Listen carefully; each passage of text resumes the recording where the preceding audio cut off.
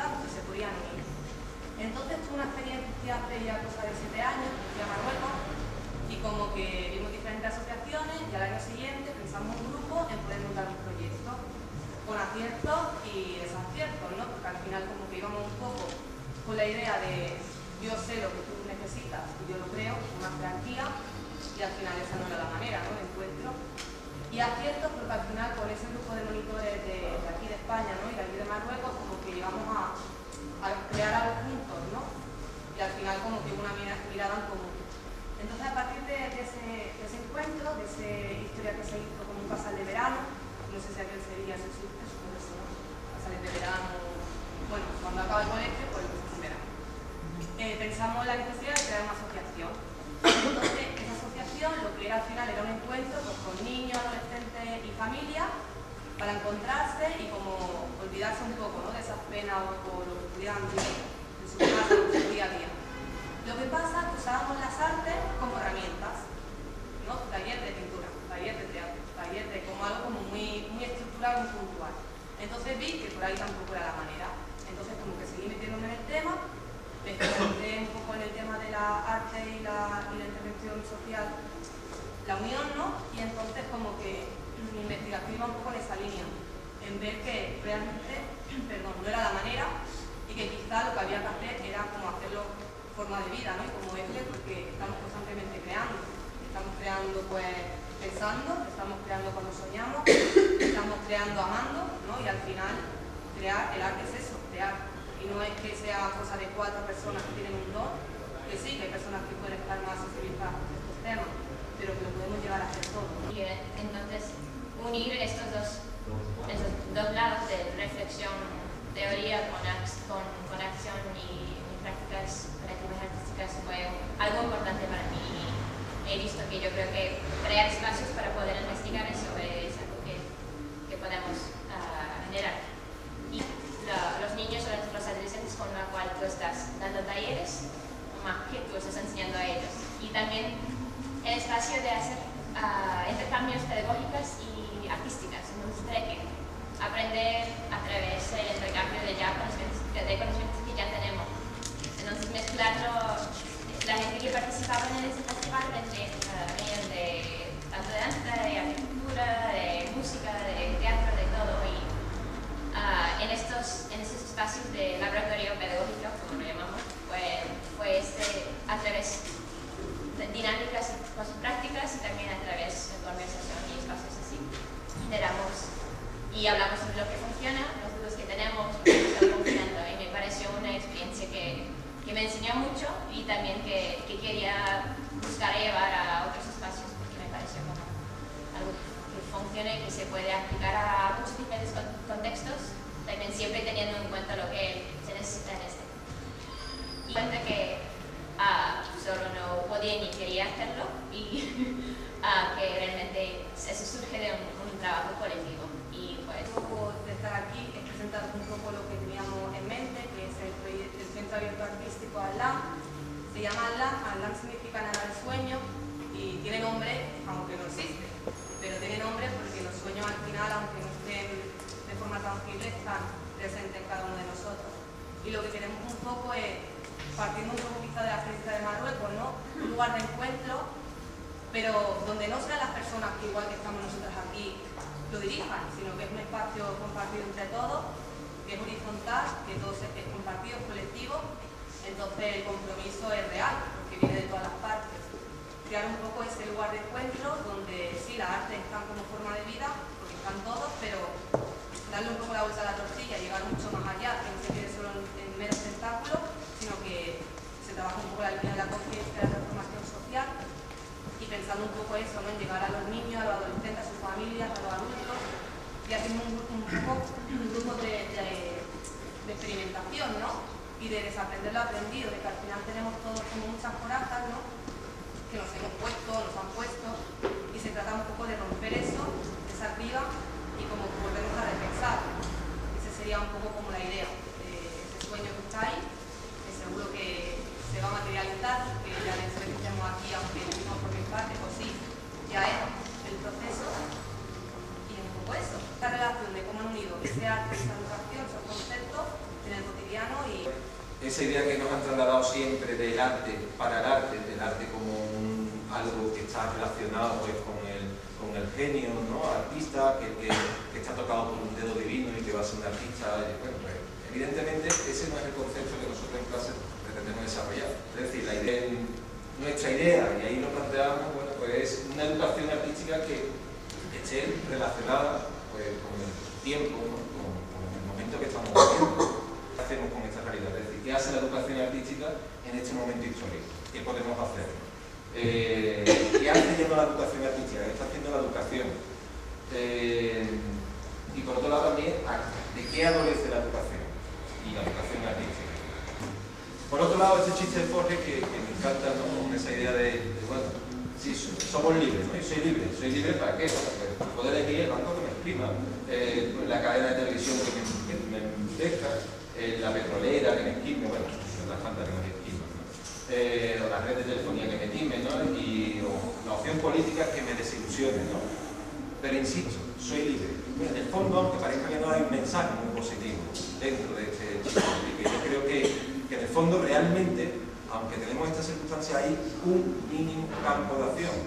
Y esto lo digo, o sea, desde el punto de vista más optimista que hay, porque si no, no me dedicaría a la educación. O sea, uno en la educación no puede ser pesimista, ¿no? Puede plantear evidentemente una realidad que es demoledora, pero estamos desde el punto de vista educativo llamados, que si el profesorado no es optimista, el que se dedica a la educación, ¿quién va a serlo? O sea, hay que intentar, con más intentar dar la vuelta. La línea de trabajo. Un poco, para hablar de educación artística comprometida con un cambio, en definitiva, de transformación, hay una línea de trabajo que tiene su nombre y apellido, que sería la pedagogía crítica, dentro del ámbito de la educación artística, de la pedagogía crítica artística, o el construccionismo social. Esos son los conceptos que se han ido manejando como ideas, ¿no? Dentro de la educación, y que en definitiva lo que se trata es de construir, ¿no? Lo que tenemos a nuestro alrededor, darle la vuelta, buscar la fisura, ser personas que nos vinculamos a la acción. Desde la educación artística yo insisto mucho en la idea, pues reivindico el papel de mancharse las manos, o sea, es decir, el profesorado de educación artística tiene que ser alguien que también sea supuestamente ejemplo, no de casa menos profesionalmente al arte, bueno, no, pero sí tiene que ser alguien que esté vinculado al medio, o sea, tiene que crear, tiene que tener acción. Reflexión y reflexión no sirve para nada, pero no puede quedarse uno en la parálisis analítica de reflexión y punto. Hacer filosofía en definitiva es construir la realidad, o sea, esto que estamos comentando de reflexionar, vale, pero tienes que reflexionar actuando. O sea, hacer filosofía es eso, no es, hay que filosofar sobre la realidad y punto, sino vamos a construir. El planteamiento de qué hacer artísticamente implica no solo los terrenos educativos en sí, sino la ciudadanía. ¿Por qué no nos planteamos si es necesario o no esto? Pero no desde el punto de vista me parece bien o no, o escribir un articulito en el ABC o en el correo, no, sino al decir, ¿realmente esto es necesario? ¿Realmente no deberíamos oponernos? Por ejemplo, ¿por qué no la línea genial del Roto, evidentemente, que plantea una crítica cotidiana en sus viñetas y que nos explica muchas veces estructuras de funcionamiento que a través de una obra artística, de una obra gráfica, son mucho más condensadas a veces que una parrafada. ¿Sí? El simple graffiti, en este caso el stencil graffiti, también funciona muchas veces como llamada de atención puntual en la calle, a veces con un mensaje bueno, interpretable a sui generis, y otras con un spoofing también, en este caso con el stencil, donde se puede criticar abiertamente los espacios, los sectores duros del sistema social. En este caso son mi experiencia con el movimiento estudiantil, y esto es un flashmob, el típico que te quedas parado en una primera media de la calle, ¿vale? Que lo hemos visto seguramente por muchos lados, en este caso una protesta de estos Polonia. Lo hicimos en facultades, lo hicimos en la calle, lo hicimos en muchos sitios, tiene que ver con ámbitos de la expresión corporal, de la acción. Las experiencias en el aula son de este tipo que tenéis aquí. Este es un trabajo de magisterio evaluable dentro de la asignatura. Tenemos el poder los educadores que dentro de la asignatura, en vez de hacer un trabajo convencional, entre comillas, plantear un trabajo de alta acción reivindicativo. Este es el famoso tapón de nota las cañas, y era una crítica a la especulación urbanística en la costa, ¿no? A la construcción masiva, ¿no? Ponerle una pancarta de Serende a la base de la Torre Almenara, que es el famoso tapón. Más con mis alumnos que en la plaza de la Virgen de los Reyes nos pusimos como si fuéramos cadáveres con sudario, con una dignificación, con una música, en fin, planteando, en este caso era la guerra de Irak del 2003, la última guerra de Irak, el de Irak que seguirá, y bueno, haciendo participar al alumnado en implicaciones éticas. De zombies humanos por toda la calle, lo mismo cachondo, el vídeo está en internet también, lo mismo sigue estando, y bueno, aparecían, se metían en el rectorado, le echan muchísima cara al tema, y llevan colgados unos carteles donde pone licenciado, graduado en tal, diplomado en enfermería. De alguna manera eso llega muchísimo al sistema social, es decir, cuando tú ves a esta gente por el medio, la gente capta inmediatamente el mensaje y es mucho más fácil que, ya digo, cualquier otra parrafada, cualquier otra estirada que te tengas que meter en un artículo, que al final prácticamente casi somos invisibles muchas veces. Aquí en izquierda teníamos un grupo de alumnas que se disfrazaron como prostitutas, se enrollaban con clientes y del dinero que obtenían tenían que pagárselo al rector para pagar las matrículas, ¿vale? Hacía uno de rector. Y luego venía un banquero y le pedía al rector el dinero que había recaudado al rector. Una metáfora evidente de en qué se está convirtiendo el sistema universitario, el primer gran atacado hace años del sistema público y lamentablemente el que desaparecerá como tal. Hace muchos años, yo soy muy mayor, y hace 30 años, en aquella época las bailarinas teníamos que ser de una manera muy determinada, ni altas ni bajas, ni gordas ni flacas, ni demasiado guapas ni demasiado feas, pero yo eso no lo entendía. Yo entendía que la danza era otra historia, el arte y ahí se podía cambiar también lo que era la danza y lo que la gente tenía visto entonces de lo que era la danza. Así empecé a trabajar con ellos. Después de, ya llevo 22 años, ¿no? Dentro del mundo de la discapacidad.